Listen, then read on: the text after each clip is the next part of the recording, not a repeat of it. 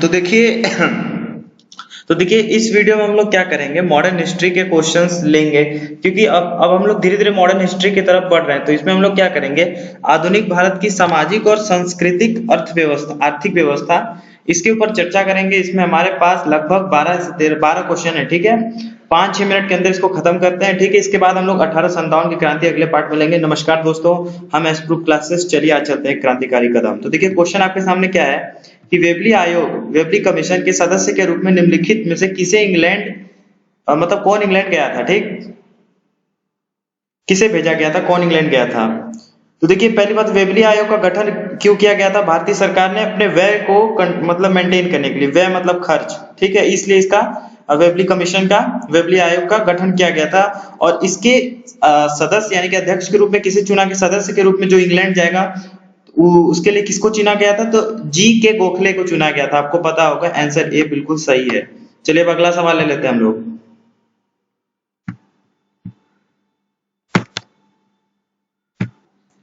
देखिए अगला सवाल आपके स्क्रीन पर आ गया है, लॉर्ड कॉर्नवालिस का नाम जुड़ा हुआ है, इनमें से कौन सा काम लॉर्ड कॉर्नवालिस ने किया था।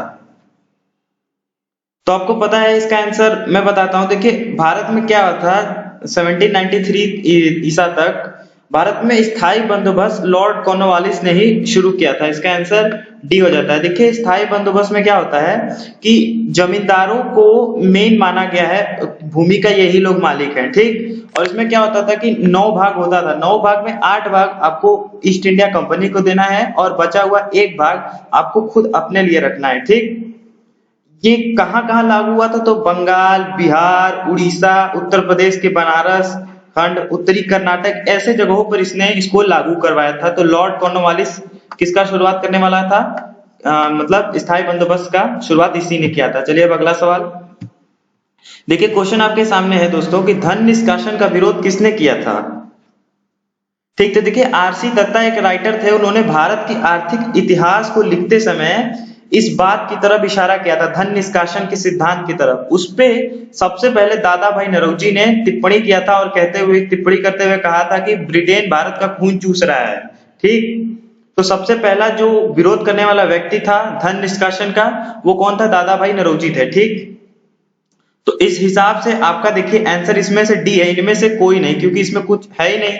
दादा भाई नौरोजी को वयोवृद्ध के नाम से जाना जाता है। धन निष्कासन का मतलब होता है जिस तरह से हमारा पैसा यहाँ से ब्रिटेन में जा रहा है, क्योंकि ब्रिटेन हमारे यहाँ से संसाधनों को ले जाके और अपने यहाँ यूज कर रहा था, उसको हमारे यहाँ से कम दामों में उठा के वहां बेच रहा था। तो इससे क्या हो रहा था, भारत का जो है वो पैसा व्यर्थ हो जा रहा था, मतलब हमारा यहाँ का इकोनॉमी को कमजोर किया जा रहा था इनडायरेक्ट तरीके से। तो इसी बात का विरोध सबसे पहले किसने किया, दादा भाई नौरोजी ने, वयोवृद्ध, ठीक। चलिए अगला सवाल लेते हैं।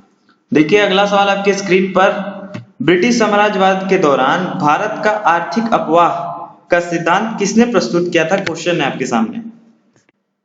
तो देखिए इसका आंसर भी दादा भाई नौरोजी है। दादा भाई नौरोजी ने क्या किया था, इंडिया, एक लेख लिखा था, उस लेख का नाम क्या था, इंडिया डेब्ट टू इंग्लैंड, मतलब भारत कर्जे में दबा है इंग्लैंड के, इस सेंस में उन्होंने ही इसमें क्या किया था कि भारत का आर्थिक अपवाह का सिद्धांत इसी लेख में प्रस्तुत किया था। देखिए आपको बता दें कि दादा भाई नौरोजी जो है वो 2 बार ब्रिटेन के संसद के लिए चुने जा चुके हैं, ठीक। 1892, 1895 2 बार चुने जा चुके हैं। वहां की संसद को कहा जाता था हाउस ऑफ कॉमन्स, वहां के लिए 2 बार चुने गए थे। और ये एशिया के प्रथम ऐसे व्यक्ति थे जिन्हें इस गौरव हासिल हुआ था। एक वैसे कोई गौरव की बात तो नहीं है, ब्रिटिशर्स ने क्या किया आपको पता है, ठीक। तो ये सम्मान पाने वाले पहले एशियाई थे, ठीक। और क्या था, इन्हें great old man of India के नाम से भी जाना जाता है। इनका एक बहुत फेमस बुक है जो एग्जाम में आते रहता है, poverty and un British rule in India, ठीक। चलिए अब अगला सवाल लेते हैं हम लोग। देखिए क्वेश्चन बहुत फेमस, तीसरा कर्नाटक युद्ध 1760 किसके बीच लड़ा गया था, आरआरबी इलाहाबाद में पूछा ये सवाल। तो देखिए तीसरा कर्नाटक युद्ध किसके बीच में लड़ा गया था, फ्रांसीसियों और अंग्रेजों के बीच में लड़ा गया था, जिसमें सर आयर कूट जो था वो अंग्रेजी सेना का नेतृत्व कर रहा था, ठीक। तो देखिए कौन सा आंसर बी है, अंग्रेजी देखिए बी ऑप्शन बिल्कुल सही है, अंग्रेजी फौज और फ्रांसीसी फौजों के बीच ये युद्ध लड़ा गया था, ठीक। चलिए अब अगला सवाल लेते हैं हम लोग। देखिए अगला सवाल आपके स्क्रीन पर आ गया, अंग्रेजी शिक्षा प्रणाली की शुरुआत किस गवर्नर जनरल के शासनकाल में हुआ। तो देखिए आपको बता दें विलियम बेंटिक ने क्या किया था, एक प्रस्ताव द्वारा मैकाले का जो दृष्टिकोण था उसको अपना लिया, ठीक, यानी कि मैकाले के रास्ते पे चला और लॉर्ड विलियम बेंटिक ने इसका शुरुआत कराया, इसको फंडिंग कराया, इंडिया में फंड इसको प्रोवाइड कराया, ठीक। तो इसका आंसर क्या हो जाता है, William Bentinck, answer A, Lord William Bentinck, ठीक है, आंसर ए। चलिए अब अगला सवाल लेते हैं हम लोग। तो देखिए क्वेश्चन आपके सामने उसी से रिलेटेड थोड़ा अलग क्वेश्चन, लॉर्ड मैकाले शिक्षा पद्धति कब लागू हुई, ठीक है। तो देखिए लॉर्ड मैकाले ने क्या आइडिया सोचा था, एक उसने लेख लिखा था, उस लेख का मुझे नाम तो नहीं याद है अभी, तो उस लेख में ऐसे सोचा था, उसने सोचा था कि इस तरह मतलब क्या सोचा था कि मतलब एक ऐसी शिक्षा व्यवस्था का शुरुआत किया जाए जिसमें भारतीय अपने रंग पे तो है, मतलब वो उन्हें मतलब बोला था हम लोगों को कि उनका रंग वही हो, उनका रक्त भी वही हो, लेकिन उनका जो विचार हो वो अंग्रेजों की तरह हो, ठीक। इसीलिए उसने क्या किया था कि अंग्रेजी शिक्षा के ऊपर जोर देने का कोशिश किया। बाद में आपको पता है कि लॉर्ड विलियम बेंटिक ने इसका शुरुआत कराया था भारत में, ठीक। तो देखिए 1835 इसका जो है राइट डेट है। तो खैर इस क्वेश्चन में हमारा जो आंसर है वो आंसर बी है, 1835, तो ये सही हो जाता है। चलिए अब अगला सवाल लेते हैं हम लोग। देखिए क्वेश्चन आपके सामने, विधवा पुनर्विवाह का समर्थक कौन था। अगर इस क्वेश्चन में आपका एक और ऑप्शन होता लॉर्ड कैनिंग, अगर लॉर्ड कैनिंग होता तो वो भी सही होता, ठीक। तो इस अधिनियम को किसने लाया था, ईश्वर चंद्र विद्यासागर ने लॉर्ड कैनिंग के काल में लाया था और लॉर्ड कैनिंग के काल में ही इसे पारित किया गया। मतलब क्या चाहते हैं वो लोग कि जो लोग विधवा है उनका फिर से विवाह करा जाए, तो ईश्वर चंद्र विद्यासागर इसका राइट आंसर है। चलिए अब अगला सवाल लेते हैं। देखिए आपके स्क्रीन पर एक क्वेश्चन है, भक्ति काल से दक्षिण भारत में उत्तर भारत से भक्ति आंदोलन किसने लाया।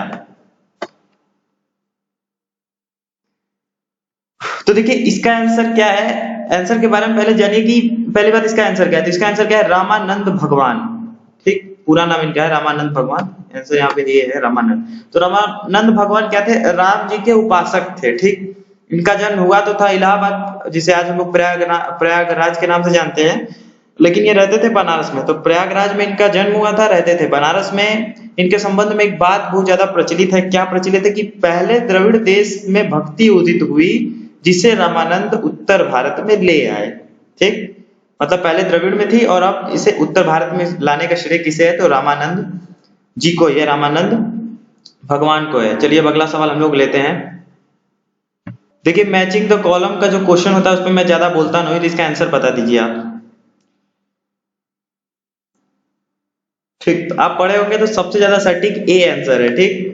सबसे ज्यादा सटीक कौन है, ए है। आप आंसर मिला लीजिएगा, अगर आप पढ़े हैं तभी आप यहाँ पे आए हैं, मैं ये मान के चलता हूँ।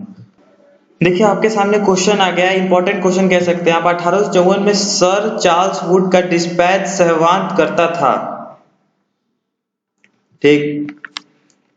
तो देखिए 1854 में क्या था, सर चार्ल्स वुड जो कि क्या था, बोर्ड ऑफ कंट्रोल का प्रधान था, उसने क्या किया था, भारत सरकार को एक नई योजना भेजी थी। इस योजना का नाम क्या था, वुड्स डिस्पैच, ठीक, वुड निर्देश पत्र हिंदी में से कहा जाता है। इसमें क्या लिखा गया था, इस निर्देश पत्र में, डिस्पैच में ये लिखा गया था कि भारतीय जो शिक्षा है उसे एकदम नीचे से लेके, यानी कि प्राथमिक शिक्षा से लेके विश्वविद्यालय तक की शिक्षा देने के लिए एक व्यापक योजना बनाई जानी चाहिए। और इसे एक नाम भी, इसे एक उपमा दी जाती है कि इसे भारतीय शिक्षा का मैग्ना कार्टा कहा जाता है, ठीक। इसे भारतीय शिक्षा का मैग्ना कार्टा कहा जाता है। तो देखिए इसका आंसर क्या हो जाता है, आंसर बताना मैं भूल गया, इसका आंसर डी है, शैक्षिक सुधारों के लिए वो वुड डिस्पैच को लाया गया था इंडिया में। चलिए अगला सवाल और लास्ट सवाल आपके स्क्रीन पर। देखिए लास्ट क्वेश्चन आपके स्क्रीन पर ये रहा यहाँ पे, निम्नलिखित में कौन से संत महाराष्ट्र से थे। तो आपको पता है कि महाराष्ट्र से आंसर सी, तुकाराम जी, हाँ बिल्कुल सही बात, जिसने तुकाराम का, बिल्कुल सही। तुकाराम का जन्म कहाँ हुआ था, पहली बात ये महाराष्ट्र, ठीक। तो महाराष्ट्र में इनका जन्म हुआ था, पुणे जिले में, महाराष्ट्र के पुणे जिले में इनका जन्म हुआ था। ये वैष्णव संप्रदाय से संबंध रखते थे और भगवान विट्ठल के ये भक्त थे। भगवान विट्ठल कहाँ थे, तो जिला सोलमपुर महाराष्ट्र में ही ये पड़ते हैं। भगवान विट्ठल उन्हीं के ये भक्त है, ठीक। भगवान विट्ठल वहीं के अवतरित हुए थे ना वहीं पे। तो चलिए ये इस वीडियो में इतना ही हम लोग रखते हैं। देखिए दोस्तों, अगर आपको हमारा काम अच्छा लगता है तो आप चैनल सब्सक्राइब करें। अगर आपको लगता है कि हमारा कंटेंट आपके जीवन में कुछ भी बदलाव आया है तो आप जरूर हमारे कंटेंट को लाइक करें, शेयर करें। हमें नहीं, हमारे कंटेंट को लाइक करें, ठीक। और देखिए रेलवे में जो रिपीट क्वेश्चंस कई बार पूछे जा रहे हैं, मतलब रिपीट हो रहे हैं, ठीक। तो अगर सिर्फ आप एक मात्र देख लेते हैं तो एक सरसरी नजर से भी तो आपके वही ऑप्शन क्लिक होगा, ये मैं दावे के साथ कह सकता हूँ। तो चलिए मिलते हैं अगले क्लास में, तब तक के लिए शुक्रिया।